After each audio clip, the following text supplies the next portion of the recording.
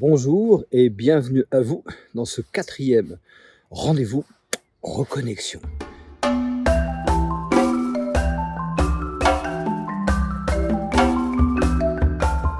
Alors aujourd'hui, j'aimerais aborder avec vous un sujet qui me tient particulièrement à cœur, la mémoire.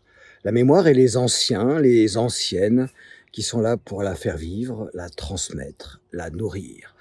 Il se dit qu'un peuple sans mémoire est un peuple mort, car il ne sait pas d'où il vient et il ne sait pas où il va. Pour vous illustrer, pour vous nourrir, pour échanger autour de cette thématique de la mémoire, de ce sujet de la reconnexion à la mémoire, j'aimerais vous présenter deux personnages, deux anciennes, deux femmes, Martha et Bernardina. Alors Martha, je l'ai rencontrée, elle a autour de 90 ans, elle était installée devant sa maison dans la Sierra Nevada de Sainte-Marthe en Colombie. C'est une femme arhuaca.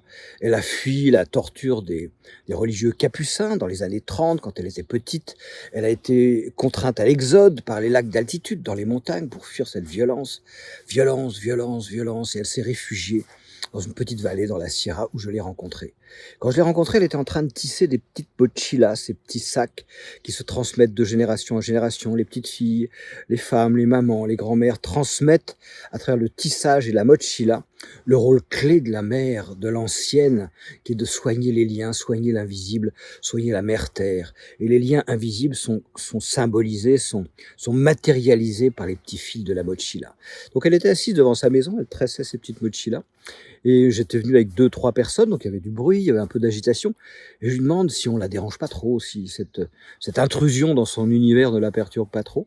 Et elle me dit qu'un grand sourire, quand des gens viennent nous rencontrer avec respect, quand on peut ouvrir un dialogue de qualité où on se rencontre vraiment, cela me remplit de joie. Waouh! Martha, quelle leçon d'humilité et quelle perception de l'essentiel. Nourrir des relations de qualité, cela nous remplit de joie. En ce qui concerne Bernardina, je l'ai rencontrée beaucoup plus haut, où elle vit, en altitude, à 4000 mètres.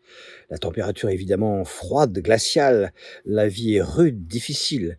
Et là-haut, Bernardina me dit qu'avec son clan, elle garde les règles de la mère Terre. Elle garde la mémoire de la vie. La mère Terre, c'est féminin. C'est une ancienne au service de la mère Terre. Waouh! Je dis, tu peux m'en dire plus, Bernardina? Elle m'a tenu ces propos que je vais vous partager.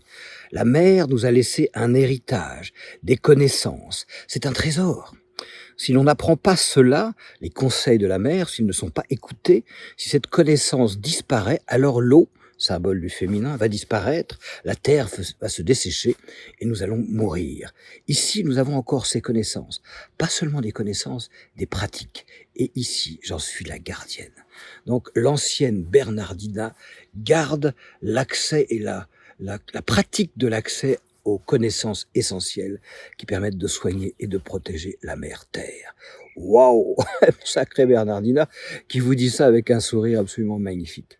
C'est vrai que dans la société Kogi, dans la société Arhuaca, les anciens sont préservés, les anciens sont soignés, les anciens sont extrêmement respectés parce qu'ils gardent cette filiation, ils gardent cette relation à l'histoire qui éclaire le présent. Ils permettent de garder le contact avec l'essentiel.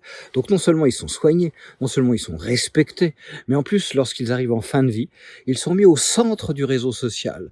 C'est-à-dire qu'on va construire une petite maison, on va mettre et installer les anciens en fin de vie dans cette petite maison, et cette petite maison est au centre d'un réseau de chemins, de relations sociales qui font qu'il y a toujours quelqu'un qui s'occupe des anciens avant qu'ils disparaissent. Et même quand ils sont morts, quand ils sont décédés, le culte des anciens et des anciennes est très présent parce que c'est encore une manière de garder le fil, la relation avec cette vie, cette mémoire, cette connexion à l'histoire que transmettent les anciens et les anciennes. Voilà, c'était Bernardina, c'était Martha. Alors si vous-même avez des anciens dans votre environnement, des anciennes, que vous avez peut-être un petit peu laissé de côté ou à qui vous n'avez pas donné de nouvelles depuis longtemps, n'oubliez pas que c'est d'eux dont vous venez, que c'est votre histoire, et qu'un petit coup de téléphone, des petites nouvelles, vous permettrait de soigner, de retisser cette connexion à la mémoire.